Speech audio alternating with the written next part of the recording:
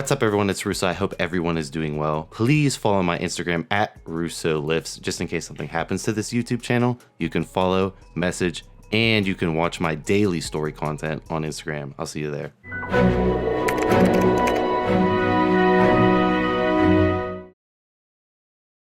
What's up, everyone? It's Russo. I hope everyone is doing well. Today I'm going to be going into Cardarine, aka GW501516, versus the new PPAR on the block, GW0742.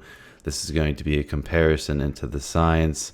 I'm not the absolute greatest biochem genius at reading studies. I'm going to interpret them and give my opinion on them. Obviously, all the studies will be linked in a pinned comment in the comment section for you guys to discuss your findings or dissect the studies down even further. But my opinion on this is going to be a versus type video, and I'm just going to give my overall questions with the new GW, and just, do we even need a stronger PPAR, in my personal opinion? So let's get started. So first off, I wanted to start with the chemical structures just to show you how similar they are. So this is GW501516, and then this is GW742. So one extra chain added, and honestly, it just looks like an iteration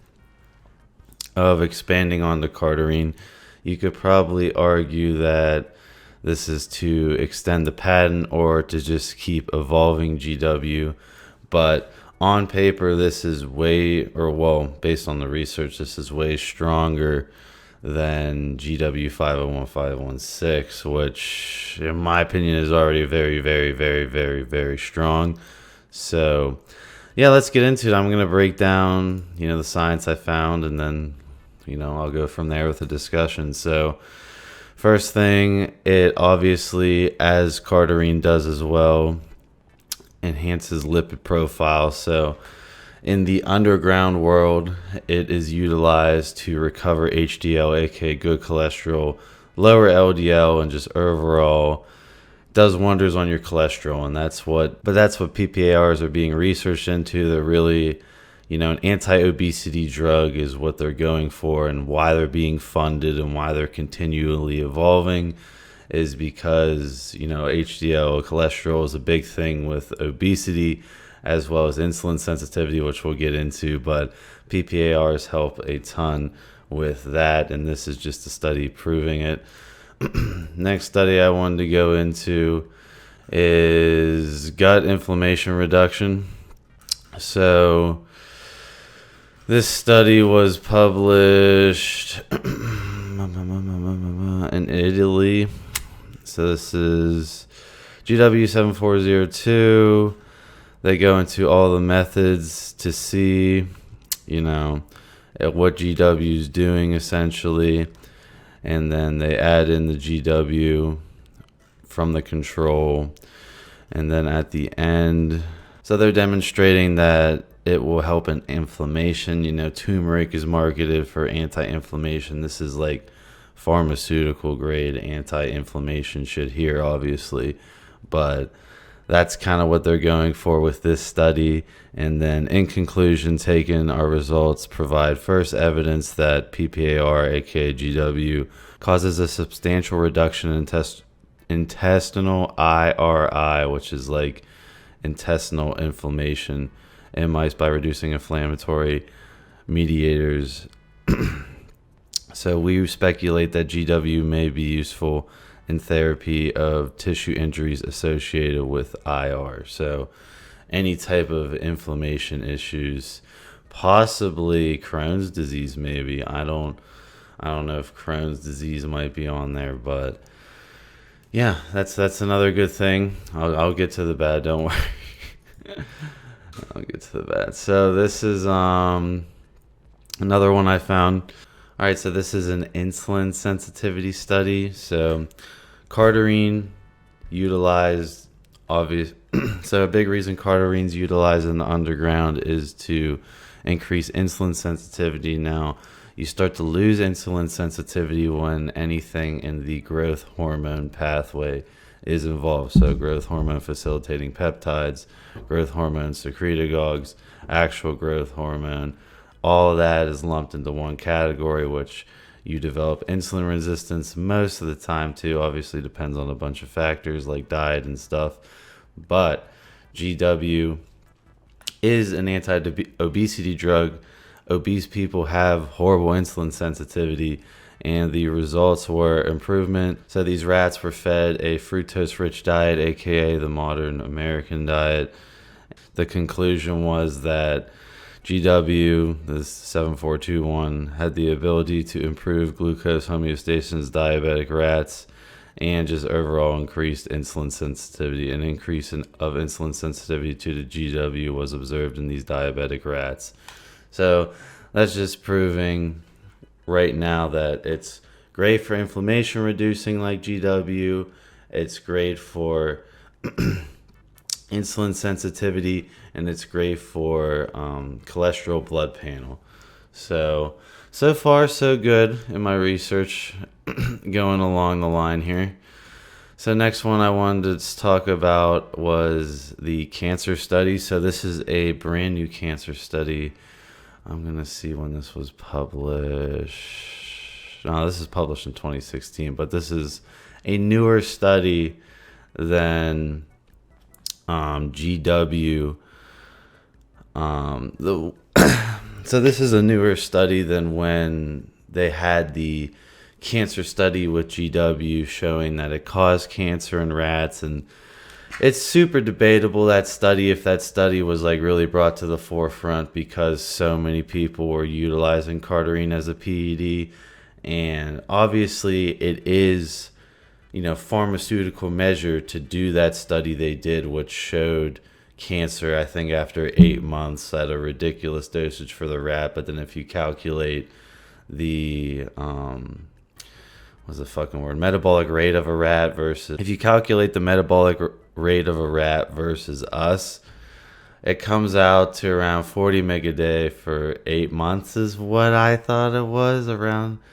But I also saw other people do the metabolic rate different for the rats. So it's a very flawed study in my opinion, because these rats were going to get cancer no matter what, and it took that long, and it was ridiculous dosages. I don't know, you know, how that relates to us as a metabolic rate on how much a day that would equate to, but it was a very, very published study. It was really brought to the forefront, scared a lot of people away from GW. And I linked an Asian study in my old video. I'll see if I can dig through and find it, but it just shows the same thing, that it reduces cancer. But that Asian study was not that well out there, right? I had to really dig around and find that one.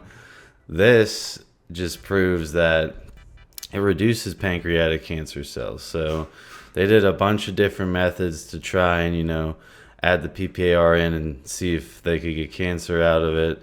And they ended up getting, again, from inflammation reduction, is that you can see across the board that with the GW50156 added in, that it's protecting cells from inflammation essentially, which is causing a decrease no matter, and this is a cell replication model. So this is not like, this was them really trying to simulate a pancreas and to see what the response was. So yeah, that's great that, you know, there's two, you know, arguments with GW causing cancer, but in my opinion these days, obviously always err on the side of caution, and this is all speculative, but I'm leaning towards more that it can cause cancer if you will go insane with it for months and just not give a shit about it at all. That would be horrible, and I'll lead to the other side effect that is very concerning with these GWs. But I'm leaning towards, in like sporadic, it's going to reduce inflammation, it's going to reduce cancer growth. I'm more of the lines of that based on the Asian study I read, which I will go and try and find that one after this video. And this study is also way better. You know, it wasn't done in Japan. So I could actually read this one more, and it just, the cancer study with original Cardarine is just, I don't know. It's mandatory by Big Pharma to do that. So I'm not going to be like, well, they just made that study to fucking diss Cardarine. No, because that is part of the procedures to get it through. But yeah, I think this study shows that in a relative dosing situation, that GW is reducing cancer. Now, if you did it high dosages for, 8 months, years at a time, yeah, you're gonna get it's a gene switcher, so there's eventually gonna be errors when you're doing gene switcher like a PPAR, in my opinion. All right, next one I want to do is another insulin sensitivity. So these diabetic rats were read. So yeah, this is the full study in type 1 diabetic rats. Bolus injection of GW decrease hyperglycemia in a dose-dependent manner.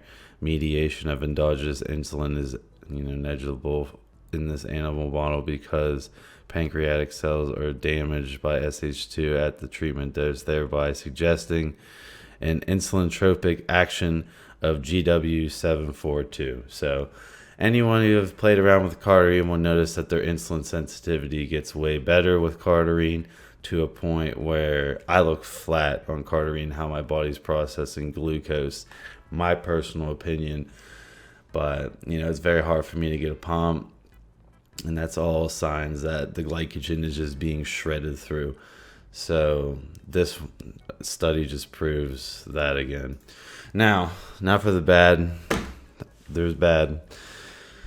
All right, so it all looks great on paper. GW, great for HDL, insulin sensitivity, inflammation reduction. Obviously, cardio threshold output is the main performance benefit of GWs. Now, what I did find is this study showing heart growth. So it seems to be only the heart, which, if you look at long distance cyclists, long distance runners, ultra marathons, heart grows. This seems to really demonstrate that these PPARs, and I believe this one is for... Okay, so they did GW742 and 501516. So they tried both of them in this, and results: when treated with the injection of the PPARs, GW, and this one's 742, and this one, after the injection of specific and increased heart size when compared with vehicle injected controls, heart weights were significantly higher in mice treated with the new GW, whereas body weights remained unchanged. Historical analysis reveals a marker in increased cardiomyocyte diameters, and just showing that it increases the heart growth. The cardiac growth promoting stimulation was regardless whether the animals were treated. And then the degree of cardiac hypertrophy induced by short-term PPR stimulation was comparable to that achieved by long-term voluntary exercise training for 5 weeks. So definitely can cause the heart to grow. As your heart would grow as a distance runner. As a long distance runner, back in my years, I got to a point where I could consistently run 5-minute 30 miles back to back. I think my fastest 5K was like 18:04, so my first mile was like 5:30, and then I think like a 5:45 after, and then like a 6 something. So I've gotten to that extreme amount of endurance before. I can tell you that in my playing around with Cardarine, that it's scary how close I get to that extreme amount of endurance when the amount of time it took me to naturally build that endurance. And I can only imagine utilizing Cardarine in my prime of distance running days. It I'd probably be able to do multiple 5-minute miles, honestly, based on how insane it was. So it doesn't really surprise me that I see this, but it's very concerning, right? I don't know how dosage dependent this is. I don't know how this is, implemented with other forms of PEDs like androgens, which grow the heart as well. So that's concerning, and that is probably the biggest drawback on the table, is the effect on this heart growth. And then you can see in multiple pictures that the heart growth is very significant from the control to the GW. And this was probably not a very long experiment either. Let's look at the length of time that these rats were. 5 weeks. So 5 weeks, and most people utilize Cardarine right now for around, I think, 6 to 8. So 5 weeks, and the more powerful GW742 is showing some pretty extreme cardiac growth. I did read through the study that is not, like, they couldn't find anything else that was growing with these rats, and that it was isolated towards the heart. So that's good news. But what are my thoughts overall? So GW742 is the next iteration of GW501516, right? I showed you the chains in the beginning. They just added a branch on. So I don't know if this is to keep the patent moving, to keep them evolving, going in the right direction. But it seems to be, as far as the research goes, stronger than Cardarine. Do we need a stronger Cardarine, in my opinion? Do we need a stronger PPAR? I don't know. I don't know if making a stronger one is the way to go, in my opinion. Now, this is all speculative research. This is all just proving things that we already knew about PPARs, right? We already knew Cardarine improved HDL. We already knew Cardarine reduced inflammation. The cancer study I showed you, so now I have 2 studies to reference that show reduction in cancer or anti-cancer effects of a PPAR versus the study that shows PPAR causes cancer. And there's tons of benefits, right? But there's still, a couple things in my mind that I think about with Cardarine. Number one is the cancer, right? I think if you are utilizing PPR, which is basically like a gene switcher, some sort of irregularity will eventually start to happen. It's just like a matter of time, in my opinion. It's my personal opinion. But short-term burst, I think it can reduce inflammation, drop cancer, all that stuff.